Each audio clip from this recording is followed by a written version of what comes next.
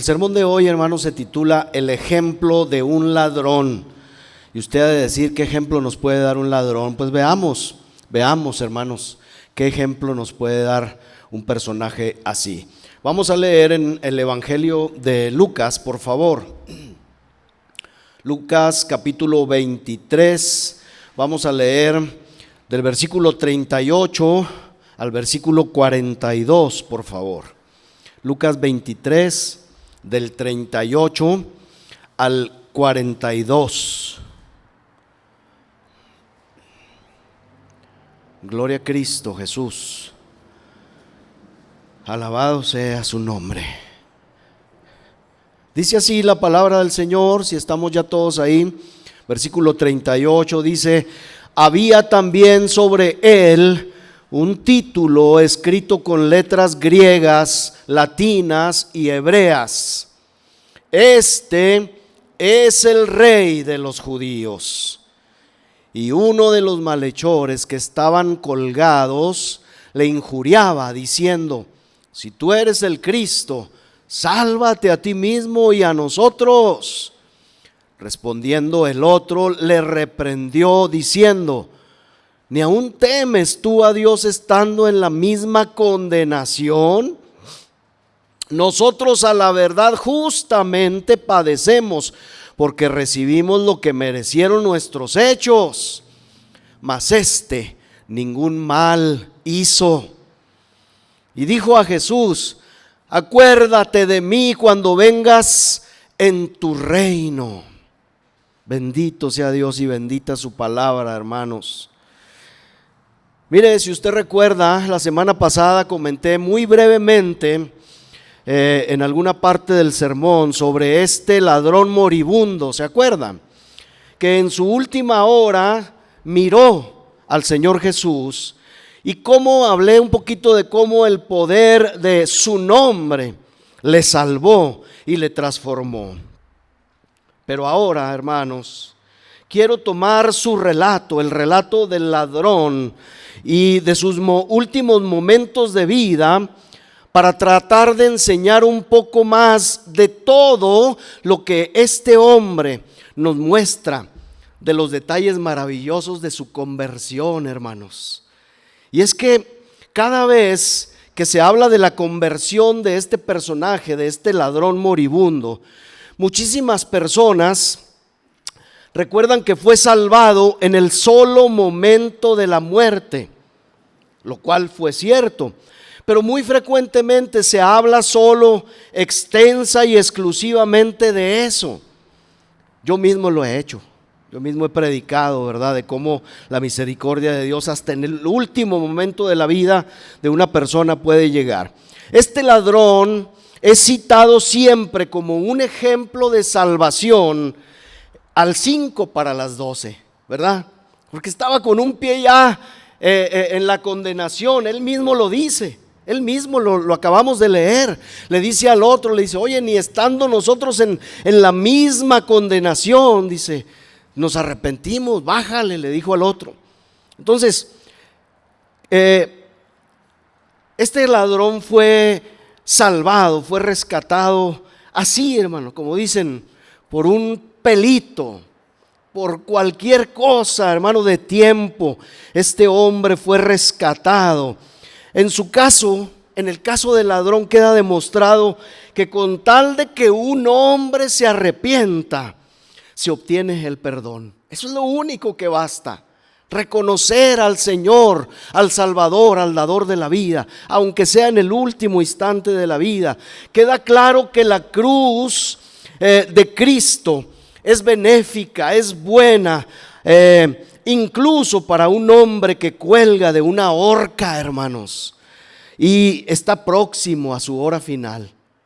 Un hombre que está condenado y que está a punto de recibir la inyección letal, ese hombre puede clamar al Señor y puede ser rescatado. Un hombre, ya no se practica, pero cuando se usaba la silla eléctrica, arrepentido podía ser rescatado antes de que esa corriente penetrara por todo su cuerpo y lo quemara y le quitara la vida. A través de este testimonio, pues, se constata que aquel que es grande para salvar fue poderoso también, aún en su propia muerte también. Y se certifica que con los últimos suspiros en su pecho, el Señor era poderoso para arrebatar a otros de la mano del destructor, a pesar de que estuvieran a punto de expirar. Qué bueno es nuestro Dios, hermano. Qué maravilloso es nuestro Dios. Todo esto es muy cierto, pero lo que esta historia nos enseña, fíjese bien, no se limita a eso solamente. Y siempre creo yo que es una lástima considerar exclusivamente un solo punto de la Escritura o de un ejemplo o de un personaje, un punto solamente, pasando por alto tantas cosas que la Escritura nos puede mostrar. Y cuando esto sucede, hermanos, perdemos muchas más cosas importantes y de valor. Entonces, por eso el Señor Jesús nos invitaba no a leer la Escritura, sino a escudriñarla, a rascarle, a buscar. Y entonces de esta historia del ladrón agonizante, muchos toman o encuentran un estímulo para creer. Fíjese cómo es la mente humana y más bien el corazón humano. Mucha gente que lee esta historia encuentran un estímulo para creer y fomentar que se puede uno esperar hasta llegar el día, hasta que llegue el día de la muerte para arrepentirnos. ¿Ha escuchado gente así? Que le dice, no, yo estoy muy joven, ¿verdad? Si Dios es bueno, pues que me rescate ya en mis últimos días, cuando me haya cansado y hartado de todo. Así es el corazón humano, así de perverso es nuestro corazón. Sin embargo, yo tengo la seguridad de que no era eso lo que Lucas estaba proponiendo cuando escribía este relato. No era eso lo que Lucas se proponía. ¿Por qué, hermanos? Porque quien extraiga de la paciencia de Dios una razón para continuar en el pecado hasta sus últimos momentos de vida, pues esa persona está irremediablemente perdida, tiene el corazón hecho garras, ¿verdad? ¿Qué digo negro? Está hecho trizas ese corazón. Quien piensa así está totalmente perdido en el engaño más vil. Por lo tanto, pues, hermanos, esta historia no debiera adaptarse en semejante sentido perverso. No puede utilizarse para aplazar el arrepentimiento. Es como si yo dijera, se imagina que yo predicara de esto. Hermanos, miren, este ladrón Dios tuvo misericordia cuando estaba a punto de ser condenado. Así es que, hermanos, no se preocupen tanto. Ustedes vivan la vida, coman y beban, como dijo Pablo, y que al cabo el Señor en el último instante, con el conocimiento que usted y yo tenemos, nos va a rescatar. ¿Qué pensaría? Sería lo mismo que si yo dijera, hermanos, vamos a robar, porque mire, aquí está en la Biblia el caso de un ladrón que Dios salvó. O como a veces alguien como pastor nos dice, usted no cree en el divorcio. A ver, ¿cómo que si creo en el divorcio? Pues el divorcio es real. Pero me dicen con la intención de que les diga, sí, yo apruebo el divorcio, divórciese si trae problemitas. Si le pintan una raya doble en el pantalón, divórciese, eso no lo puede tolerar. O si no le hacen buena comida, pues divórciese también. Es como si yo dijera, bueno, vamos a ser ladrones porque aquí está escrito que un ladrón fue salvado. Sería loco, ¿verdad? Sería muy locuaz. Ok, digo y aclaro esto, hermanos, déjenme le digo por qué estoy diciendo también esto en la introducción. Porque es un hecho que los hombres pueden pervertir y convertir en un mal un gran ejemplo. Este ladrón, por eso yo me atreví a ponerle, hermano, como título, el gran ejemplo de un ladrón. Y ahorita espero que entienda por qué. Es un hecho que los hombres pueden pervertir y convertir en un mal, un gran ejemplo, si sus corazones son motivados, si nuestros corazones son motivados a recibir el ejemplo. ¿Cuál ejemplo? El ejemplo del amor puro y sincero, hermanos, que vemos en Cristo Jesús. Pero hermanos, la gente no ve esto. Vemos en ocasiones, no sé si ha escuchado cómo es el corazón del hombre. Vemos cómo David y Jonatán se amaban como amigos profundamente, habían hecho un pacto de amistad maravilloso, dice la Escritura. Y los hombres con un corazón perverso y las mujeres con un corazón perverso, con inclinaciones de las muchas letras, ¿qué dicen? Pues ahí está, eran homosexuales. Porque no conciben, un corazón pervertido no concibe que dos hombres puedan tener tal amistad, que dos hombres que conocen a Dios puedan amarse, que dos hombres, hermano, puedan mantener un pacto de amor sincero y de fidelidad. Los impíos, hermanos, se ahogan en los ríos mismos de la verdad.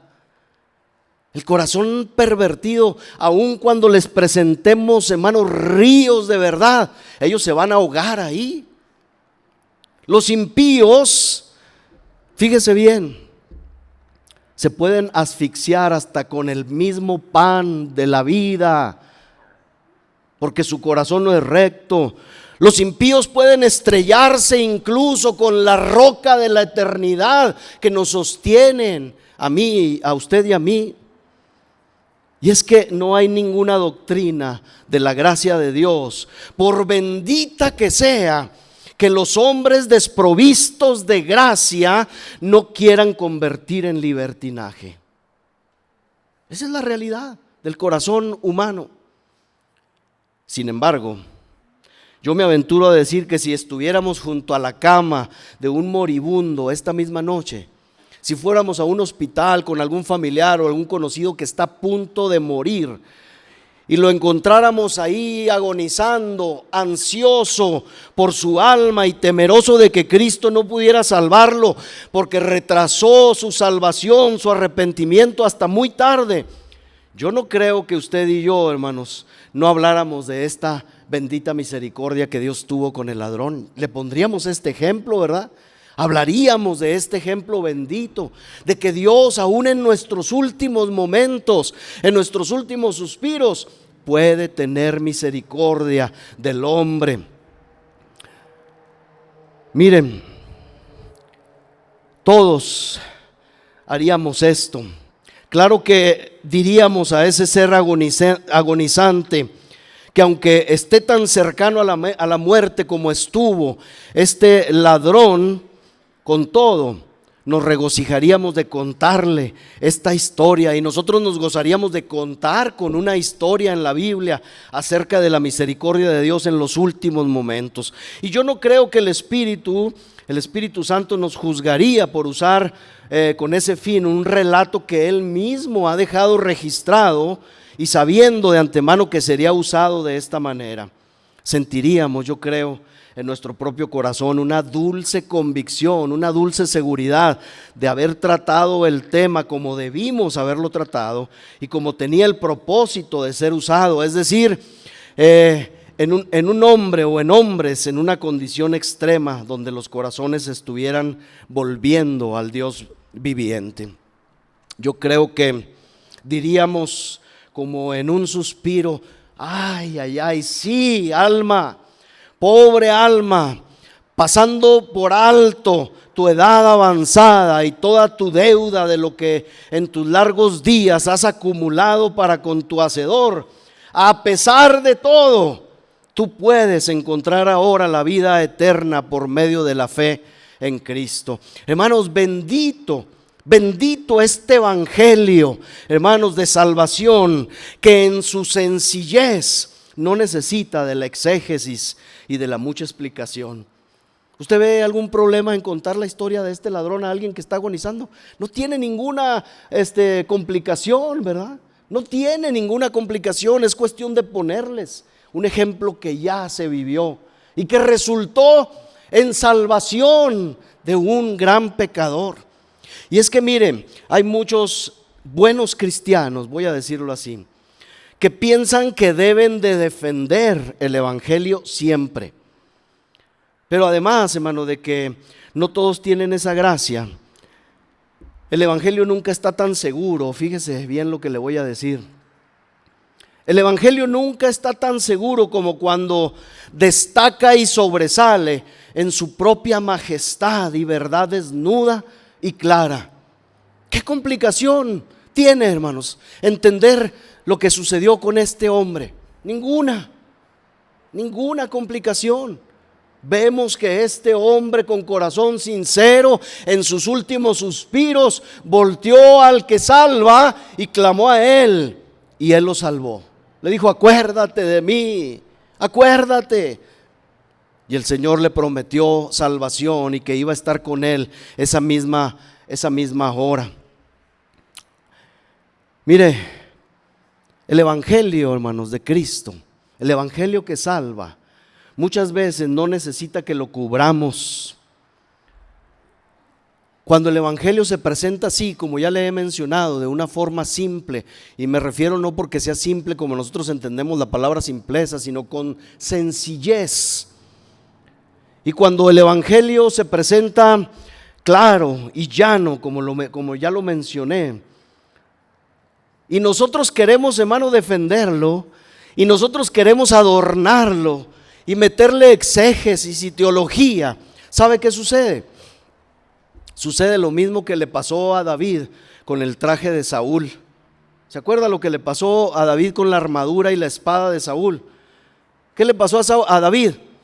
David dijo: esto es un estorbo, no quiero esto, no lo necesito. Eso es lo que hacemos nosotros, hermano, con el evangelio, cuando queremos adornarlo. Cuando el evangelio se presenta tan claramente como en esta historia, por sí solo va a salvar.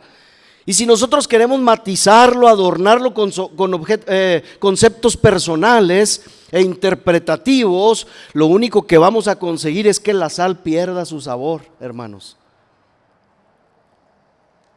Me voy a aventurar a expresarlo de esta manera para ustedes. Miren, en cuanto a la salvación de los hombres, grábese esto, por favor. En cuanto a la salvación de los hombres se refiere, en cuanto a la salvación de los perdidos se refiere, no podemos objetar ni limitar el evangelio de la salvación, hermanos, con asuntos de edad, de tiempo y ni siquiera de grado de pecaminosidad. No sé si me entienda. Cuando usted predique a alguien, no diga en su corazón: no, este viejito chicharrón ya no tiene perdón de Dios, ¿verdad? Ya no va a entender. ¿Me entiende lo que le digo? O no diga en su corazón: no, yo lo conozco desde chico y va en aumento de pecado en pecado, es lo peor de lo peor. No. O a veces todo lo contrario. Decimos: está muy jovencito, déjalo que crezca. A veces los padres limitamos o ponemos barreras al evangelio que no debemos poner. El evangelio salva, hermano, y salva bajo cualquier tiempo, circunstancia y ocasión. Entendamos esto, hermanos. Porque si no lo entendemos, entonces nosotros seremos culpables de entrometernos con la misericordia de Dios para con los muy viejos, o para con los demasiado jóvenes, o para con los muy pecadores, o incluso con aquellos que están ya al borde de la inconsciencia y de la muerte. ¿Cuántos de nosotros? Yo creo que todos hemos ido en algún momento a orar a un hospital, ya sea por un familiar o por como iglesia. Sí, hermanos. Sí hemos ido, y a veces nos encontramos con pacientes, hermano, que están conectados, que parece que ya no escuchan, parece que ya no sienten, que solo las máquinas los mantienen, y a veces así es. Pero nunca, hermano, nunca crea o dude de que Dios, si usted le habla el evangelio de la verdad a esa persona convaleciente a punto de morir, puede salvarlo. Hermano, yo he visto, cuando hablo al oído de algunos pacientes moribundos, cómo sus lágrimas empiezan a brotar y cómo hay conmoción, y los monitores ahí que están atendiendo y grabando o señalando la condición del paciente se modifican. Hermanos, no dude, nunca dudemos de esto.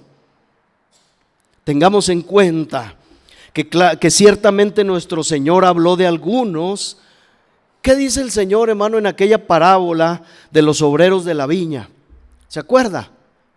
Dice que un hombre tenía una viña y salió a contratar obreros, y luego dice a la hora primera o a la hora muy temprano contrató a unos, y luego después salió como a la hora tercera y contrató a otros, y a la última hora, dice, a la hora duodécima creo, o undécima, salió y contrató a todos, y a todos les prometió lo mismo.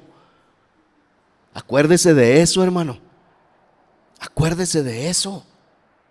Nosotros sabemos, hermanos, que entre los milagros del Señor no están solamente que salvó a algunos moribundos, sino que resucitó incluso a los muertos.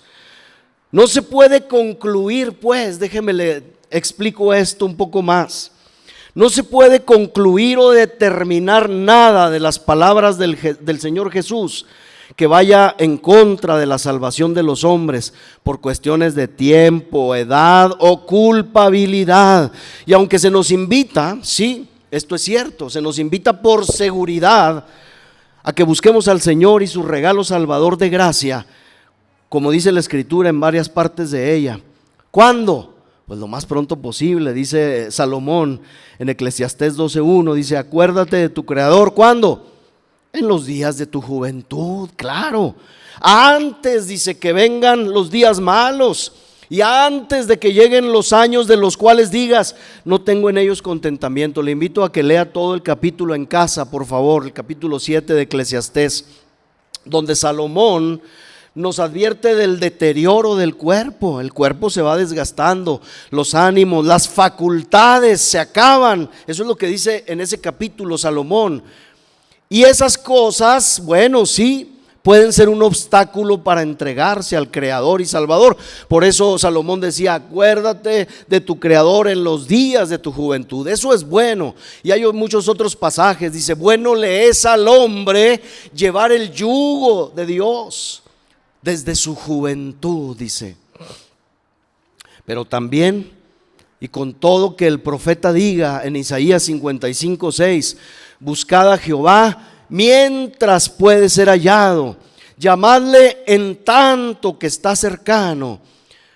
Con todo y esto, hermano, yo les digo que en el tema de la salvación para con Dios, a través de la fe en Cristo Jesús, no importa qué edad se tenga ahora, la misma promesa es para todos y cada uno de los pecadores. Dice Hebreos 3:15 de la forma más correcta y certera. Dice: entre tanto, dice, que se dice: si oyes hoy su voz, no endurezcas vuestro corazón como en la provocación. Esto es lo correcto. Pero ya sea que el hombre se encuentre en las primeras etapas de la vida o que esté a segundos de la eternidad, si se acude presuroso ahora mismo en busca de refugio a la esperanza puesta en Cristo a través del Evangelio, ¿podemos decir que son salvos, hermano? Sí, podemos asegurarlo. El Evangelio que predicamos no debe excluir a nadie en razón de la edad o del carácter. Y aquí quiero dirigirme a los que nos ven por los videos a veces. Quien quiera que seas tú que escuchas hoy, cree en el Señor Jesucristo y serás salvo. Este es el mensaje que tenemos que entregarte. Podemos también transmitir la forma más extensa del Evangelio. Algunos objetarán y dirán: oh, hermano, pero es que eso no es todo. Bueno, a los que tienen expectativas de vida, podemos añadir este otro pasaje, Marcos 16:16. Dice: el que creyere y fuere bautizado será salvo, mas el que no creyere será condenado. Y esto es válido para todo ser humano con expectativa de vida y que sea su edad, ¿verdad? Joven posiblemente. Pero tratemos de usar esta historia, pues, hermanos, del ladrón agonizante y penitente, que fue directo de la cruz a la corona, como cantamos a veces, y lo hizo apropiadamente y no de forma contraria. enseñando que se tiene hasta el último aliento para reconocer las culpas y pedir perdón. Y es que en esta historia, hermanos, yo creo que lo único inusual debería de ser, lo único loco, lo único descabellado debería ser precisamente la temeraria o insensata demora para venir a Cristo, el retardo de su arrepentimiento. Pero lejos de ser esa imprudencia el único punto de interés para nosotros, debemos reconocer que ni siquiera eso que acabo de mencionar es el punto primordial del relato. El objetivo de este sermón, entonces, grábese esto, es hacer notar otros muchos puntos que pueden ser todavía más notables y más bendecidores para nosotros en esta historia. Quiero mostrarles, hermanos, en el primer punto, que hubo algo especial respecto a los medios de cómo se convirtió este hombre, en el caso de este hombre. En segundo lugar, será la semana que entra, si Dios nos permite, trataré de hacer notar que hubo algo especial también en la fe de este personaje. En tercer lugar, veremos algo especial que resultó de su fe. Y en último lugar, hablaremos de algo especial en la promesa obtenida por su fe. Pero empezamos por lo primero, los medios.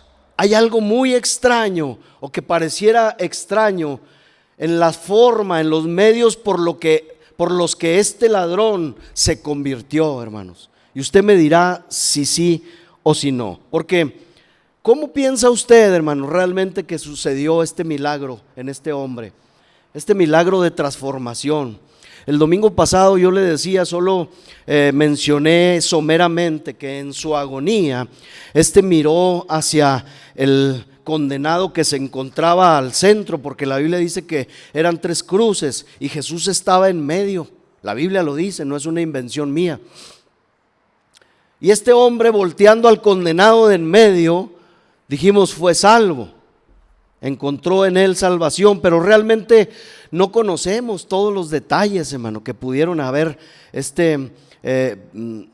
tratado con ese duro corazón, excepto que ese hombre, pareciera que lo único que la historia nos muestra es que ese hombre era un ladrón, un inconverso, un impenitente, un no arrepentido cuando lo clavaron a la cruz.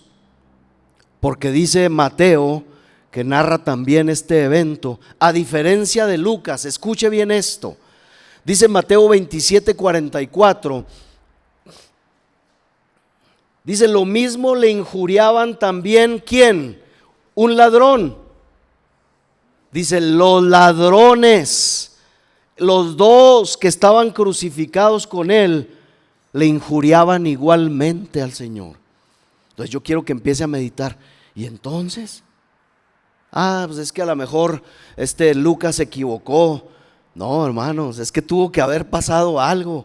Cuando estos 2 ladrones o estos 3 condenados fueron crucificados, los 2 ladrones tenían la lengua suelta, hermano. Tenían odio, tenían coraje. Podemos pensar que esta pudo tratarse de una declaración generalizada. Pudiéramos tratar de reconciliar a Mateo y a Lucas en su relato, arreglarla o interpretarla con el hecho de que las injurias pudieran ser expresadas por un ladrón solamente. Pero le voy a decir algo, creo que debemos sentir más respeto por la palabra de Dios, hermano, por la palabra revelada de Dios. Y tenemos que concederle con reverencia que esta palabra, hermano, no tiene discrepancias, no tiene errores. ¿Qué pudo haber sucedido entonces? Cuando la Escritura dice que le injuriaban también los ladrones que estaban crucificados, debemos entender y creer que estos 2 ladrones en los primeros momentos de su crucifixión lanzaron improperios, insultos, agravios al Cristo con el que fueron crucificados. Y ahí, ¿verdad?, entra Mateo En el momento de la crucifixión es como cuando usted se pega, va pasando por ahí, se pega y ¡ay, tarugo, tonto! No me fijo, ¿verdad? O usted es de los que se pega y ¡ay, qué bonito! ¿Verdad que no? Es de locos. Pues estos hombres, hermano, en el momento de su crucifixión, cuando los levantaron ahí, se enteraron, hermano, de que Jesús no era igual que ellos. Y como decíamos ahorita, el corazón del hombre, aún teniendo la viva llama a su lado, hermanos, lo único que veían en su ennegrecido y torcido corazón era uno que no se quejaba, era uno que no clamaba, era uno que no maldecía, hermanos.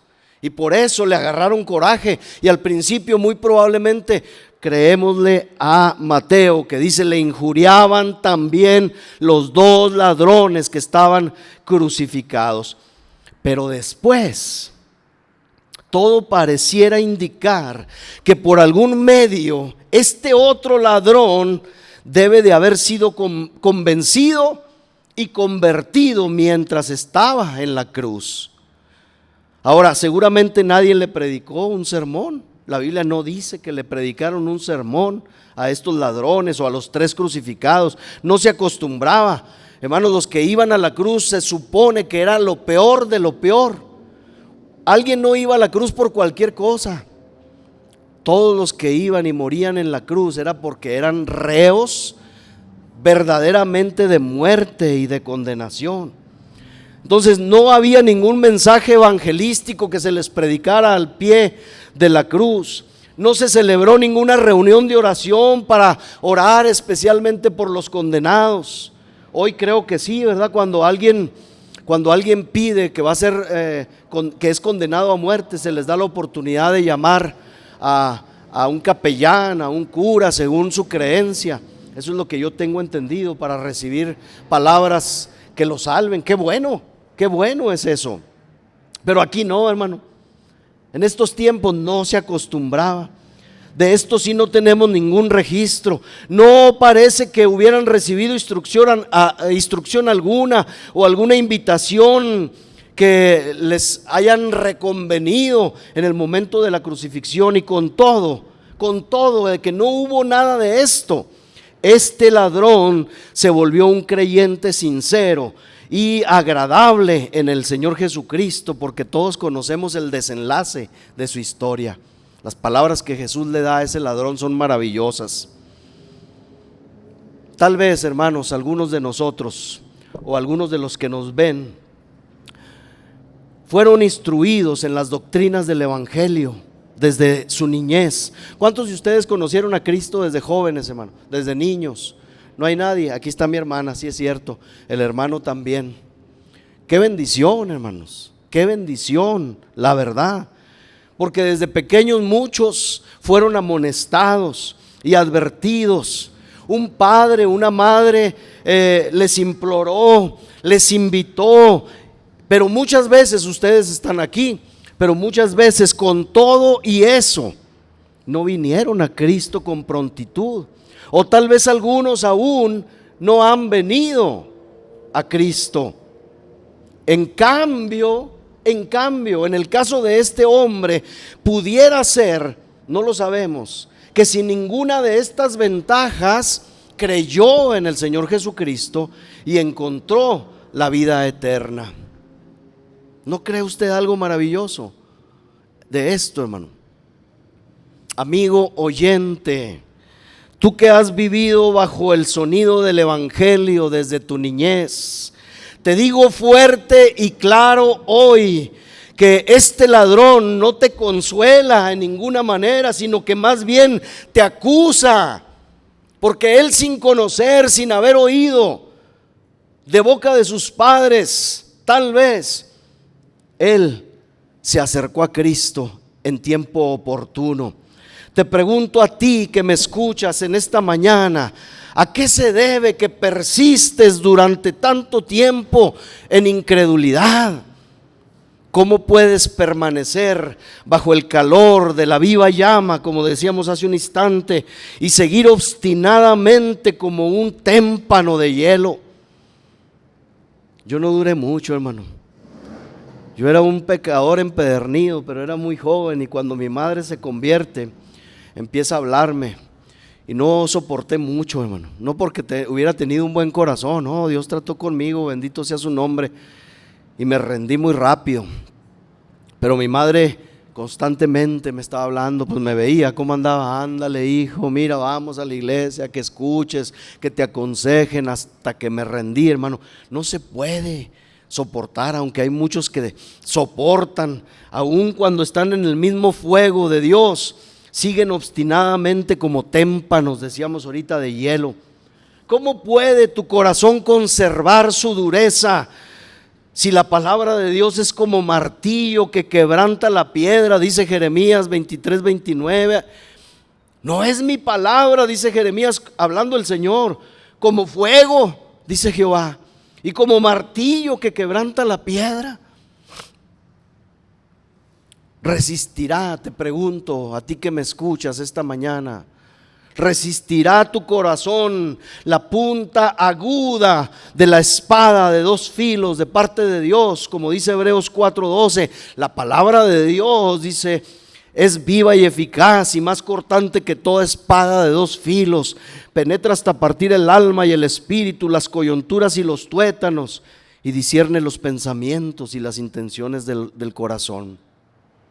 ¿Querrás tú, amigo oyente, que tu vida permanezca como un árido desierto, en vez que la bendita palabra de Dios te transforme en un ser fructífero y de bendición para otros? Porque Isaías dice, porque como desciende de los cielos la lluvia y la nieve y no vuelve allá, sino que riega la tierra y la hace germinar y producir, y da semilla al que siembra y pan al que come. Versículo 11, así será mi palabra que sale de mi boca, no volverá a mí vacía, sino que hará lo que yo quiero y será prosperada en aquello para que la envié. Amigo, preferirás gustar el ajenjo del menosprecio y la hiel amarga de la desidia antes de que disfrutar las mieles de su verdad, porque el Salmo 119:103 dice de su palabra, cuán dulces son a mi paladar tus palabras. ¿Quieres vivir todavía en esa vida insípida, desabrida, llena de sinsabores, cuando tienes y has tenido desde pequeño la miel de la palabra de Dios? Te pregunto, ¿hasta cuándo comerás el pan rancio de la razón y la vianda mojosa de la lógica, cuando hay un alimento que sale de la misma boca de Dios, como dice Deuteronomio, y te afligió y te hizo tener hambre y te sustentó con maná, comida que no conocías tú ni tus padres la habían conocido, para hacerte saber que no solo de pan vivirá el hombre, mas de todo lo que sale de la boca de Jehová vivirá el hombre? ¿Hasta cuándo, oh hombre, caminarás a tientas, habiendo para ti luz que dirija tus pies? Como dice el Salmo 119:105, lámpara es a mis pies tu palabra y lumbrera a mi camino. ¿Qué más te digo, amigo oyente? No creerás nunca en el testimonio del amor divino. ¿Qué más podría decirte a alguien? Hermanos, yo les pregunto a ustedes, ¿qué creen que pudo haber convertido a este pobre ladrón, que posiblemente no tuvo la insistencia de una madre devota como algunos de ustedes la tuvieron? Pues claro que pudo haber sido, o más bien tuvo que haber influido, la visión de nuestro grandioso Señor y Salvador. Pero no fue solamente eso. No se distraiga, hermano. En este día siempre nos pasa. No es el primer año. Siempre pasan. Ahí van los motos. Bien motos. No se crea, no sé. Ya estoy de hablador. Mire, ya dijimos, y al final volveré a tratar el punto. Ver al Señor, hermano, creo que ocasionó un gran impacto en este hombre. Pero hay mucho más, hermano, que debemos observar. Y para comenzar también en esto, hermano, el ladrón tuvo ante sí el maravilloso comportamiento de nuestro Salvador camino a la cruz. Nosotros leemos este pasaje y decimos, ya están en la cruz, ya están colgados, ya están crucificados. Momento, hermano, ¿qué pasó antes de esto? ¿Qué sucedió? Les aseguro que el ladrón se había mezclado con todo tipo de personas, hermano, dentro de la sociedad. Pero también les puedo asegurar que este hombre no había visto nunca a un hombre como Jesús. Ahora, ¿por qué estoy diciendo esto que no había visto? Acuérdense que los crucificados, hermano, les daban su cruz y caminaban y salían por la ciudad, calle por calle, hasta llegar al Gólgota, al Calvario, para que me entienda. Y entre ellos que iban por las calles se hacían las filas de gentes. Algunos escupían a los condenados, les aventaban piedras, los injuriaban, los maldecían, les decían que era lo que merecían, la cruz. No es cierto, hermano, esto. La Biblia lo dice. Jesús, hermano, los que van a Jerusalén nunca se pierden, hermano. Caminar por lo que llaman, ¿cómo le llaman a ese transitar, hermano? La vía dolorosa. En las películas usted ve, ¿verdad? En las representaciones de cada Semana Santa, de cual hablaré ahorita poquito, se habla de la vía dolorosa. ¿Qué pasó en esa vía? ¿Qué pasó en esas calles de Jerusalén? ¿Qué fue lo que se vio? ¿Qué fue lo que se representó realmente ahí? Porque miren, no era la primera vez que se crucificaba a alguien, hermano. Pero nunca de los nunca, cruz alguna había sido llevada por un portador de semejante aspecto y de tal distinción como la llevó el Señor. ¿Quién era ese personaje manso y majestuoso? Se preguntaría el ladrón, ¿no cree? Cuando estaba crucificado ya, a lo mejor lo primero que hicieron los dos fue maldecir al Señor, pero uno de ellos empezó a meditar. Dijo, ahorita que veníamos, este hombre se ha comportado totalmente diferente a nosotros. Y luego recordó que las mujeres alrededor o a los lados de la vía dolorosa lloraban, porque la Biblia lo dice. Y tal vez este ladrón se preguntó si alguien lloraría alguna vez por él. A lo mejor a él, hermano, no le lloraban, pero dice Lucas 23:27, y le seguía gran multitud del pueblo y de mujeres que lloraban y hacían lamentación por los tres. No, hacían lamentación por Jesús, hermano. Y esto debe de haber cautivado sus pensamientos ya en la agonía. Pensaría este ser condenado por sus crímenes, ¿quién es esta persona tan singular para que la gente se pare junto a él con lágrimas en los ojos?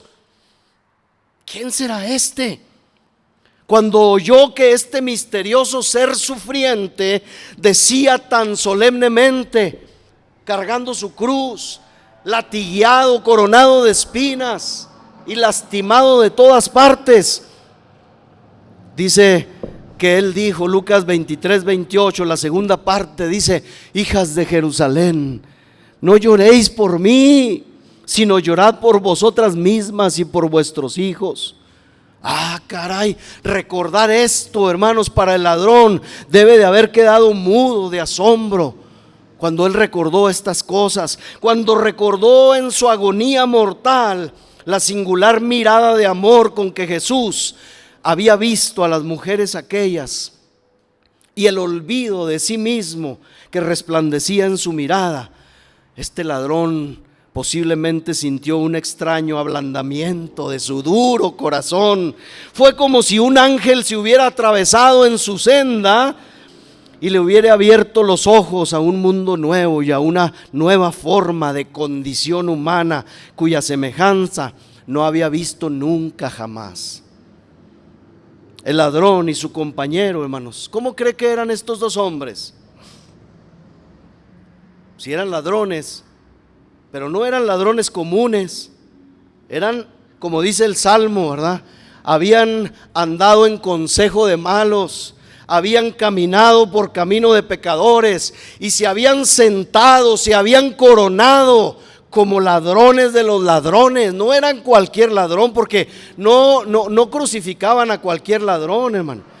Crucificaban a los ladrones empedernidos, a los que no tenían compostura, a los que se les había llamado la atención y encarcelado una y otra vez.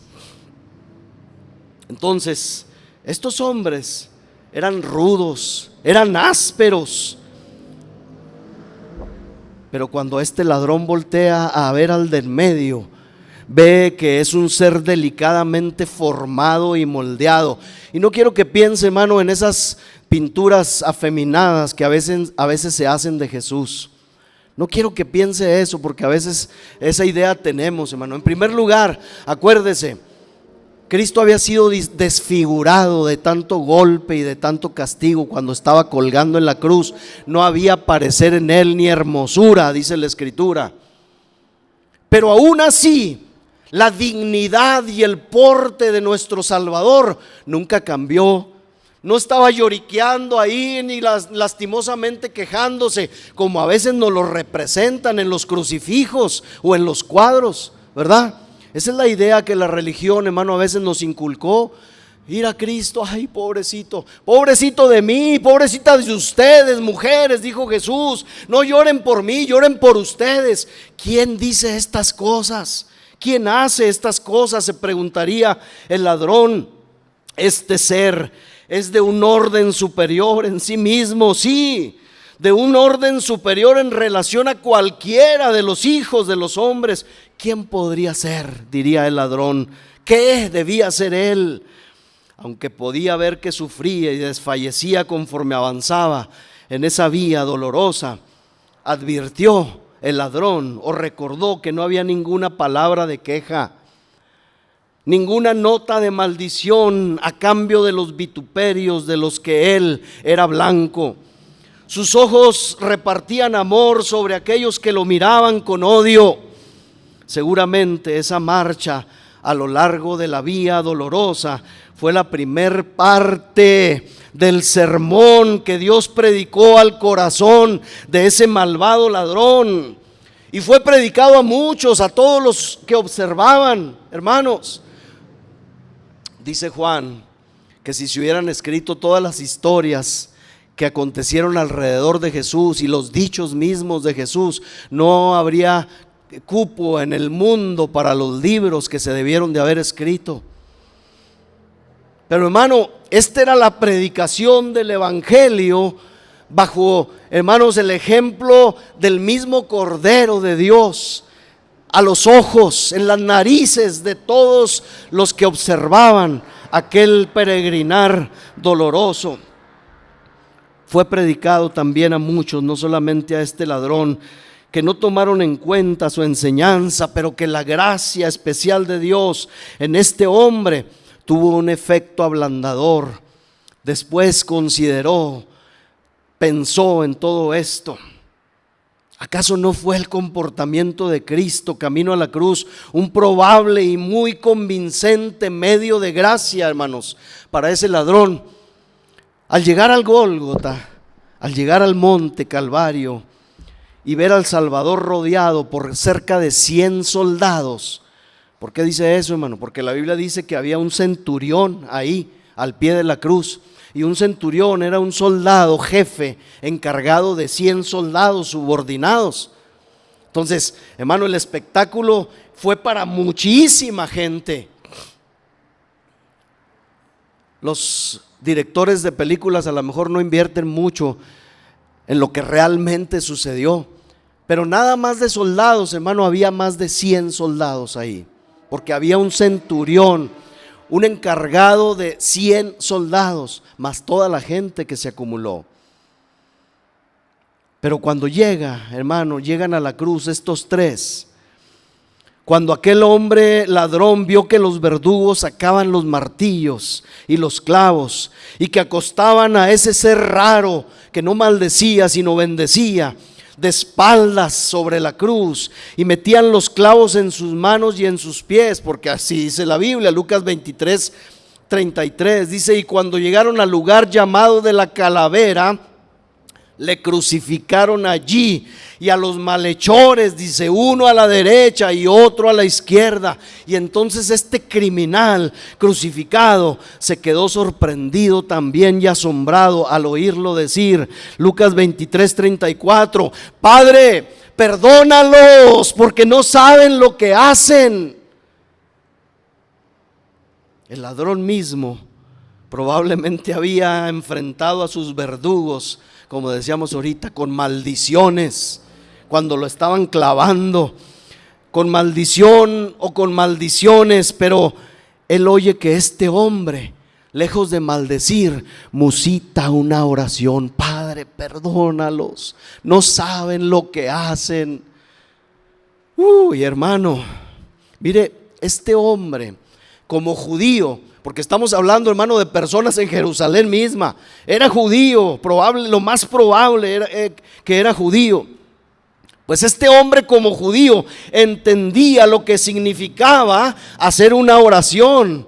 Claro que sabía lo que era hacer una oración, pero le sorprendería oír que Jesús estaba orando por sus asesinos. Esa era una oración sin precedente, hermano, ya que jamás había oído nada parecido y ni siquiera lo hubiera soñado. Él solo sabía o había oído que había sido dicho, porque Jesús se los había dicho también. Mateo 5:38. ¿Qué había oído este hombre como cualquier judío? Él había oído esto: ojo por ojo y diente por diente. Te hacen mal, haz mal. Te maldicen, maldice. Aquí no podía regresarse estos ladrones, porque estaba sometido a la autoridad, había llegado al colmo de los colmos. Pero este hombre, al ver a Jesús orar por sus enemigos, dijo: pues si yo lo único que sé es que es ojo por ojo y diente por diente. Y había escuchado también desde chico, tal vez como judío, Mateo 5:43, la segunda parte. Oísteis que fue dicho, 5:43, no lo puse, hermano. Oísteis que fue dicho: amarás a tu prójimo y aborrecerás a tu enemigo. Y entonces, ¿de qué labios podía brotar sino de unos labios de un ser divino? Se trataba de una oración muy amorosa, de una oración remisoria, de una oración perdonadora y divina, que demostraba que él no era un hombre común. Estas cosas se agolparon en la mente de este ladrón, hermano. ¿Sería este el Mesías?, empezó a preguntar. Porque él había y sabía desde chico que como judío esperaban a un Salvador. ¿Quién más habría orado jamás así? Ciertamente, a lo mejor pensó, ni David ni los reyes de Israel, quienes por el contrario, con toda sinceridad de corazón, desearon la ira de Dios sobre sus enemigos. ¿Ha leído los salmos imprecatorios? ¿Ha oído oraciones y salmos de David? Señor, destrúyelos. Es como si yo dijera: hazlos puré, Señor, a mis enemigos, destrúyelos a todos. El salmo ese que invocaban cuando se levantaban las tiendas y iban a caminar en el desierto: levántate, oh Dios, sean esparcidos tus enemigos, huyan de tu presencia los que te aborrecen. Que sean como la llama que se extingue, que sean como el humo, decía David. Y más abajo dice cosas peores. Dice: hiere a tus enemigos en la cabeza. Y luego aclara todavía más David y dice: sí, la testa cabelluda de los que caminan en sus pecados, decía David, dales cuello. Hermanos, los salmistas no se detenían en esos salmos, hablaban de destrucción, de muerte, de malos deseos. Pero este ser, hermanos, si el mismo Elías hubiera estado en la cruz, ¿qué cree usted que hubiera hecho Elías? Señor, haz descender fuego del cielo y mata a estos. Ya se había aventado a 750. ¿Se imagina? Pero no, hermanos. ¿Qué sonido nuevo y extraño era este? No creo que lo apreciara el ladrón a plenitud o completamente a cabalidad, pero creo que algo así, hermanos, impresiona profundamente y al ladrón lo condujo a sentir que ese compañero de sufrimiento y de dolor era un ser envuelto en cierto misterio. Era el misterio supremo de la bondad y del amor, hermanos. Y ante esto, muchos se derriten. Ojalá, amado oyente que me escuchas, y que al contemplar la historia completa de los acontecimientos que rodearon al ladrón arrepentido, te des cuenta que hay uno que sufrió con paciencia, que bendijo, que amó y que sigue amando todavía tu vida y la mía, con tal de que nos volvamos a Él. Pero esto no termina aquí, hermanos, porque cuando fue alzada la cruz, ese ladrón que colgaba de su propia cruz y que no era ciego, miró en torno suyo. Y yo supongo que pudo contemplar aquella inscripción que había sido escrita en 3 idiomas. Para eso fue puesta. Dice Juan 19:19. Dice: escribió también Pilato un título que puso sobre la cruz, el cual decía: Jesús Nazareno, Rey de los judíos. Y el versículo 20 dice: y muchos de los judíos leyeron este título. Claro, para eso era, porque el lugar donde Jesús fue crucificado estaba cerca de la ciudad y el título estaba escrito en hebreo, en griego y en latín. Hermanos, por favor, quiero que piensen en esto. No hay coincidencias en una conversión. ¿Sí me entiende? ¿Sí me explico? No hay coincidencias en una conversión. No podemos decir: no, pues el ladrón estaba ahí primero maldiciendo y luego de repente dijo: no, pues ya me voy a convertir, Señor, acuérdate de mí. No, hermanos, todas estas cosas, circunstancias, recuerdos, hermano, era la viva predicación del evangelio para un hombre que necesitaba, para el otro también, pero el otro no quiso. No hay coincidencias en una conversión. Mire, yo le voy a decir algo. Yo siempre tengo o he visto con ciertas reservas a aquellos hermanos que dicen que por sí solos se acercaron a Dios. ¿Ha oído testimonios así? ¿Y a usted quién le predicó, hermano? No, a mí nadie me predicó, yo vine a Cristo solo. Mira, qué bueno eres.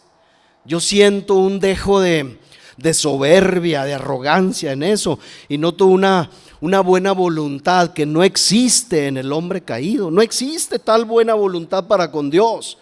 Y sin embargo, bueno, respeto y dejo eso al juicio de Dios. Pero yo creo que en el caso particular de este ladrón, este título arriba de la cruz del condenado de en medio, señalándolo, aunque fuera en forma de burla, escuche, porque Pilato puso este letrero en forma de burla para que la gente se burlara de Jesús. Pues esa burla escrita fue la flecha que señalaba al ladrón el camino al paraíso. Esas precisas palabras fue la pista que faltaba, la pista revelada. Su frase, hermano, fue: esas palabras fue una pequeña Biblia para el ladrón. Fue su Nuevo Testamento, no necesitó más. Y él, como judío, lo interpretó utilizando sus conocimientos, hermano, del Antiguo Testamento. El ladrón ató cabos. Esa extraña persona, dijo, esa belleza encarnada, llena de paciencia, de majestad, más aparte esa extraña oración que hizo por sus verdugos, y ahora esta singular inscripción, todo eso unido a sus conocimientos que posiblemente como judío tenía del Antiguo Testamento, seguramente lo indujeron a preguntarse: ¿Se tratará de él? ¿Se tratará de él? ¿Será este un rey, como dice el letrero? ¿Será verdaderamente este el rey de los judíos?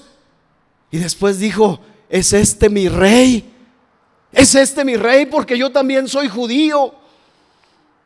Y entonces, hermano, este hombre dijo, un momento, tiempo, un respiro más, unos minutos de vida más, unas cuantas respiraciones más. Solo quiero comprender algo, dijo este ladrón. Este no está aquí por ladrón. A ver, este no es como nosotros. Este no es como yo y como el otro que está allá a la orilla, del otro lado. Este no es acusado siquiera de sedición como mi compañero Barrabás allá en la prisión. No se le acusa de haber derramado sangre. Su condena, pensó él, su condena es por haber hecho milagros. Lo acusan de resucitar a los muertos, pero su más grande delito, dicen, es decir que es el Hijo de Dios.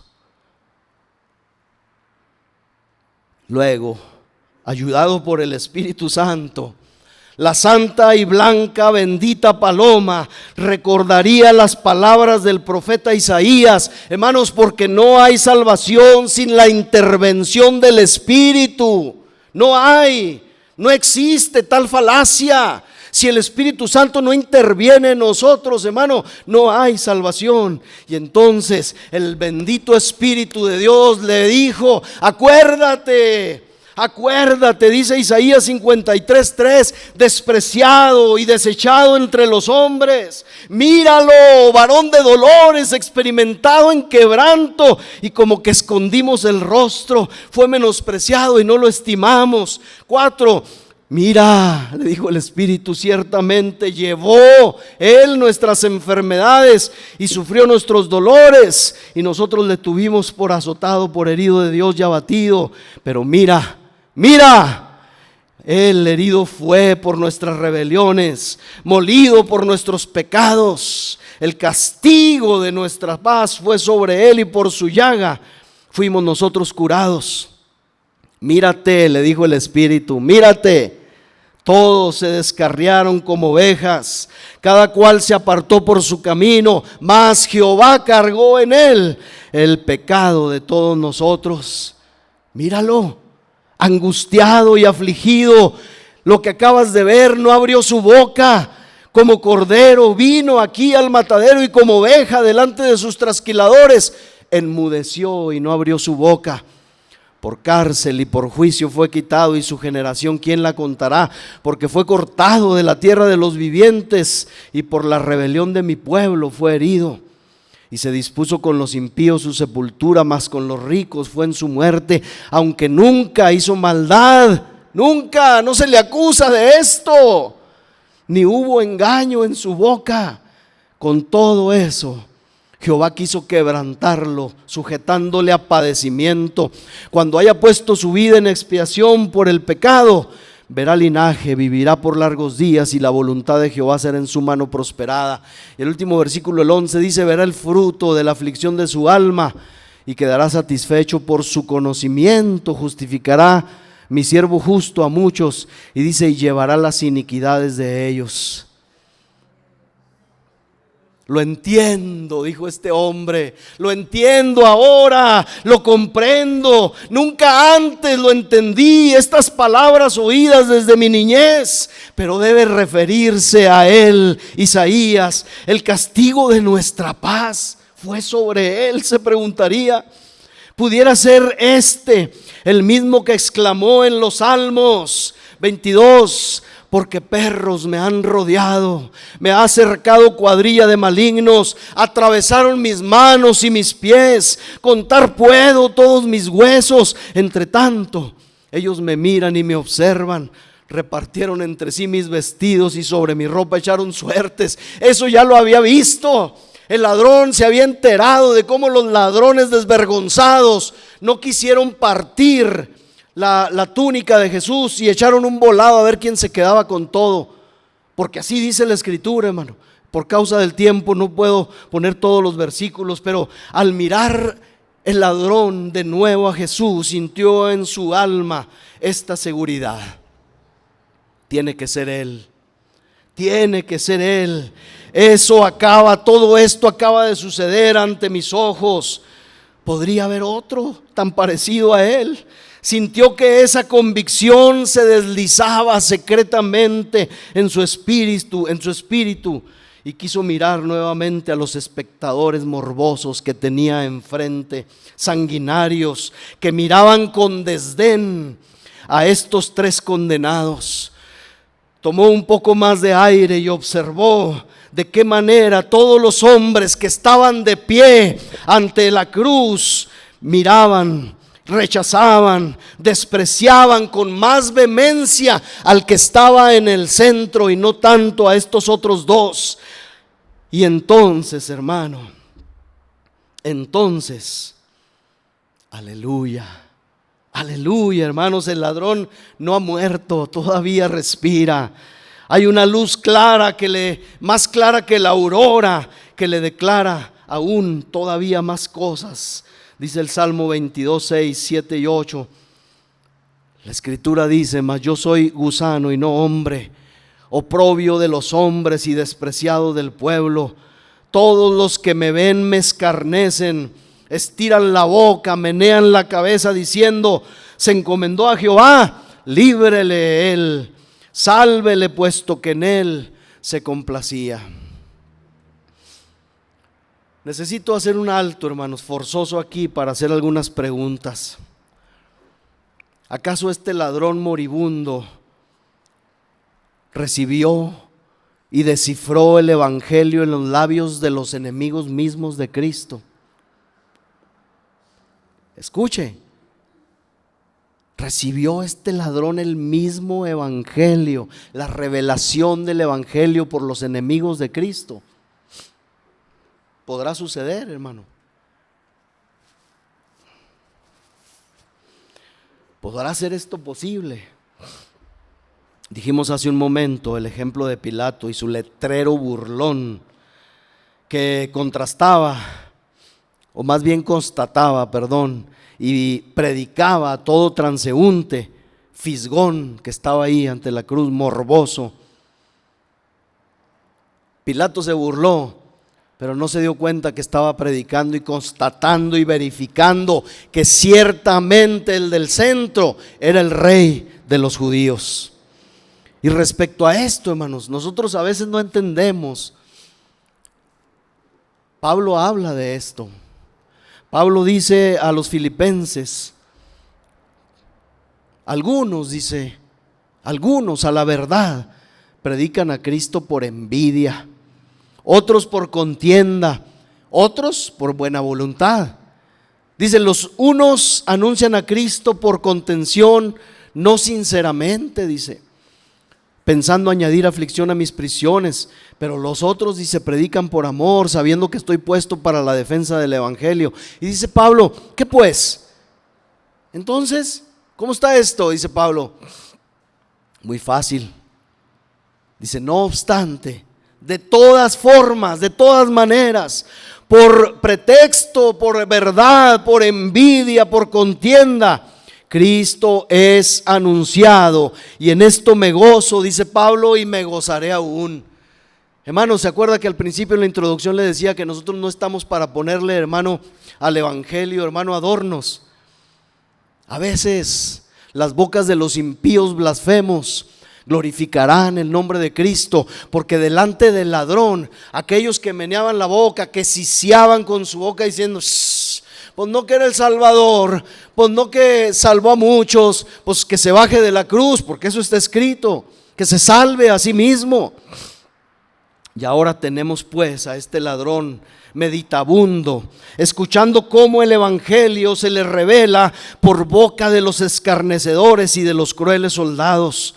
Los escucha decir, como dice Mateo 27:42, a otros salvó, ¿a sí mismo no se puede salvar?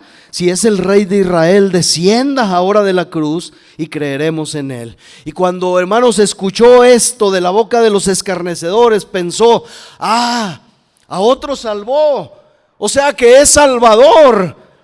Y entonces, ¿por qué no podría salvarme a mí? Tengo que aventurarme, tengo que agarrar aire, tengo que decirle: Señor, acuérdate de mí también. ¿Por qué no habría de salvarme a mí? Qué magna, qué colosal, hermano, porción del evangelio fue esto para un ladrón que agonizaba. A otro salvó, pensó él, ya ha salvado. Y entonces el ladrón dijo: de aquí me tomo, no me suelto, porque esta es la tabla que me puede llevar al cielo mismo. Hermanos, glorifiquemos también nosotros a Dios, porque hoy aprendemos que las propias cosas que los enemigos arrojan desdeñosamente contra Cristo pueden ser un evangelio para un ser que agoniza y que necesita. Las palabras de burla y de blasfemia de nuestros críticos, de nuestros opositores, serán como una confirmación de que Cristo es Dios, de que Cristo es Rey, de que Cristo es Señor. Se puede recoger, hermanos, aunque usted y yo no lo creamos, una joya del basurero y comprobar que su brillantez, que su peso, que su valor está intacto y completo. Y aunque no lo creamos, se puede recoger el evangelio de una boca blasfema y será, a pesar de todo, el evangelio de salvación. ¡Qué cosas tan raras! No, hermanos, es que la inmensa sabiduría de nuestro Dios es maravillosa, es incomprensible a veces. Las palabras de burla, de blasfemia, hermanos, pueden dirigirnos a veces, o a alguien dirigir al Señor. Pero después de todo, hermanos, decíamos brevemente la semana pasada, ya voy a terminar. Seguramente lo que ganó mayormente el corazón del ladrón debe de haber sido que miró a Jesús, que colgaba entonces de aquella cruenta cruz. Posiblemente nada tocante a la persona física de Cristo, hermanos, era atractivo para el ladrón, porque Isaías así lo dice, 52:14 de Isaías dice: cómo se asombraron de ti muchos, dice. De tal manera fue desfigurado de los hombres su parecer y su hermosura más que la de los hijos de los hombres. Pero con todo, hermanos, ese bendito rostro debe de haber poseído un encanto singular. Con toda la sangre, con todos los golpes y los moretes, le puedo asegurar que ese rostro contenía algo maravilloso. ¿No era acaso el rostro de la misma perfección, hermano? Según concibo, el rostro de Cristo era muy diferente, era más bien diferente de todo lo que cualquier pintor pudo haber expresado a través de su pincel y de sus pinturas. Porque sí, hermano, a veces vemos a un Cristo de facciones muy finas en la cruz, limpio de su cara. Totalmente, hermano, distinto fue el caso de nuestro Salvador. Era un rostro lleno de bondad, sí, de amabilidad, sí, de abnegación, y sin embargo era un rostro de naturaleza real, de un rey, digno de un rey, porque era un semblante de justicia inmensa. Se ha visto personas, hermano, que de repente usted nota ciertas virtudes, se le notan las virtudes. Un rostro, hermano, a veces serio, adusto, significa un hombre a veces responsable, un hombre con palabra valedera. Pero un hombre que se ríe, que se mofa de todo, pues a lo mejor, ¿verdad?, se podría dudar. En Cristo, hermano, había facciones. Yo siempre me pregunto cuando dice la Biblia que afirmó su rostro para ir a Jerusalén. ¿Ha leído ese pasaje? La Biblia dice que cuando iba a Jerusalén y que ya iba a ser tomado y traicionado y crucificado, dice que hubo un momento en que afirmó su rostro para ir a Jerusalén. ¿Qué pasó en su rostro? Hubo una firme decisión y dijo: mi tiempo ha llegado, estoy listo para entregarme por el mundo entero. Y aquí, hermano, en la cruz, esto se notaba también. Era un semblante, dijimos, de justicia inmensa, inmensa y de ternura sin paz. La justicia, la rectitud, la infinita piedad, la buena voluntad para con los hombres y todo el conjunto de virtudes eran contenidas en ese rostro, y ese pecho era el lugar de su residencia, de todas estas buenas cosas. Era un rostro que los habría impactado de inmediato como único en su clase. Un rostro que no podía ser olvidado nunca y que no podría ser entendido plenamente jamás. Era un rostro colmado de aflicción y con todo era un rostro pleno de amor. Un rostro colmado de bondad y con todo era un rostro pleno de resolución y pleno de sabiduría. Era un rostro colmado de sencillez. Tenía la faz, la cara de un niño o de un ángel, y no obstante tenía peculiarmente la completa madurez de un hombre. ¿Sabe lo que quiere decir maduro? Quiere decir perfecto. Eso quiere decir maduro. Jesús tenía el rostro perfecto de un hombre, de un verdadero hombre. Hermanos, a veces dicen por ahí, somos hombres o payasos, somos hombres o soldados de chocolate, porque el rostro de Cristo era el de un verdadero hombre. La majestad y el abatimiento, lo sagrado y el sufrimiento estaban allí extrañamente mezclados. Él era evidentemente el Cordero de Dios y el Hijo del Hombre. Y cuando el ladrón miró, creyó en él. ¿Acaso no es muy excepcional, hermanos, que la sola visión del Maestro lo terminara de convencer y de salvar? Es extraño, pero cierto. La visión de uno que estaba sumido en agonía, en vergüenza y en muerte, ¿salvó a un hombre? Sí, porque era la vida de un hombre como ningún otro. Entendamos que ni Jesús, hermanos, ni estos dos eran los primeros crucificados, ni serían los últimos. ¿Qué había pues en Jesús que causó tanta atracción para este hombre? Si apenas dijo unas cuantas palabras. Los tradicionalistas, le decía ahorita, cada Semana Santa, si es que hay una Semana Santa, yo no sé usted qué piense, pero los tradicionalistas dicen y predican cada año sobre 7 palabras. Yo aquí, hermano, en esta repasada de este sermón encontré muchas palabras, encontré muchos ejemplos, y yo no necesito, hermano, tener una Semana Santa para hablar de lo que sucedió en la cruz, de lo que sucedió en Cristo y lo que aconteció por causa de la crucifixión y la muerte de mi Señor. No necesito someterme a esas tradiciones, porque tenemos todo el año para hablar de nuestro Dios, de nuestro Salvador, de su agonía, de los efectos de su muerte. Concluyo. Ciertamente, aparte de eso, no hubo, hermanos, ningún sermón predicado a propósito. No hubo convocación ni asistencia a la adoración ese preciso día para un último servicio de despedida. Sus discípulos no recibieron ninguna instrucción para la hora de la muerte de su maestro. No hubo una lectura, decíamos ahorita, de los libros piadosos, aunque todo, como ya vimos, estaba pasando delante de ellos, todo lo que ya estaba escrito en esos libros sagrados.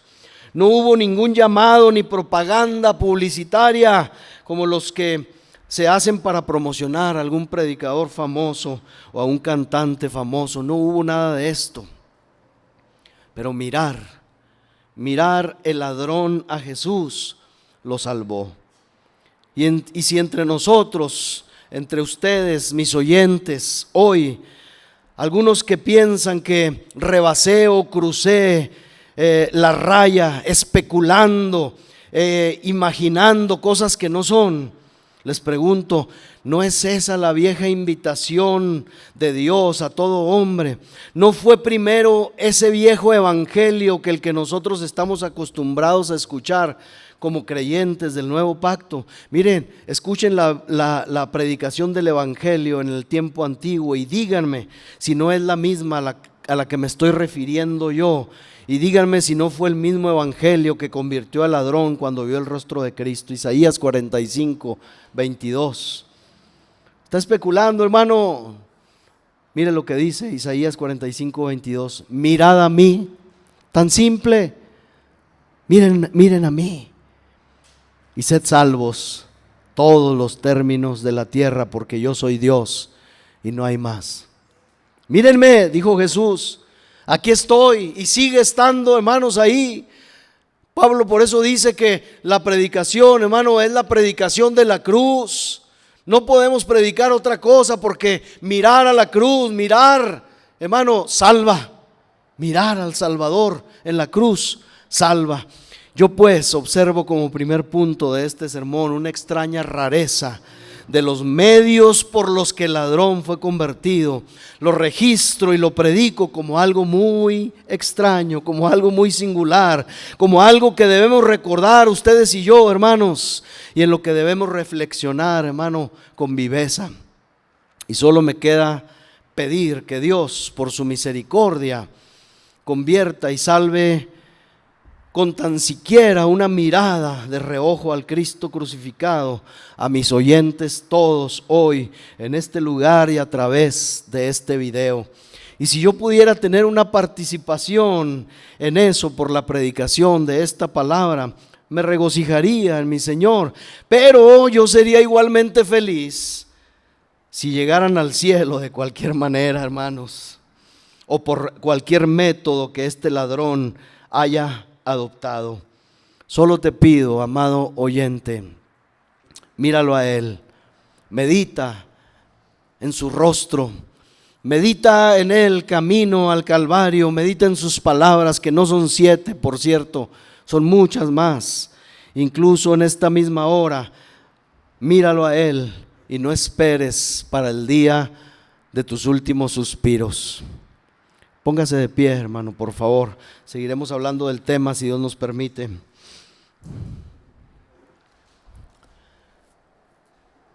Lleve este mensaje a aquellos que se han resistido, hermanos. Lleve este mensaje a aquellos que aún oyendo desde temprana edad no se deciden a buscar al Señor. Presénteles este mensaje, hermano, y órelo antes de presentárselo. Pero hablemos con Dios en esta tarde. Señor, te damos muchas gracias, Dios mío. Qué maravillosamente sabio eres tú, Señor.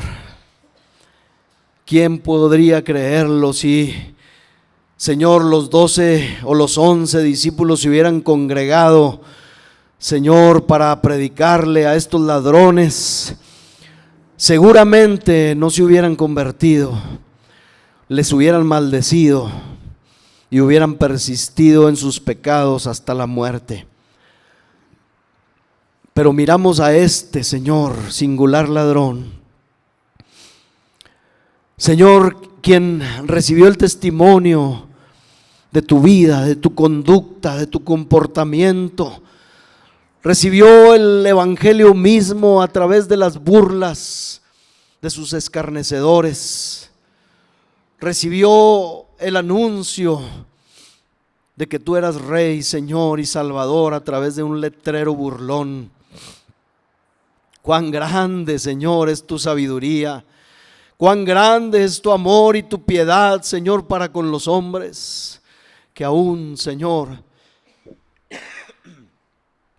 aún, Señor, de la boca de los enemigos, de los blasfemos, de los escarnecedores, tienes una forma, Señor, para llegar y ablandar el corazón de un ser malvado como lo fue este ladrón y convertirlo totalmente en un hombre nuevo, arrepentido y con promesa de vida, como lo veremos más adelante.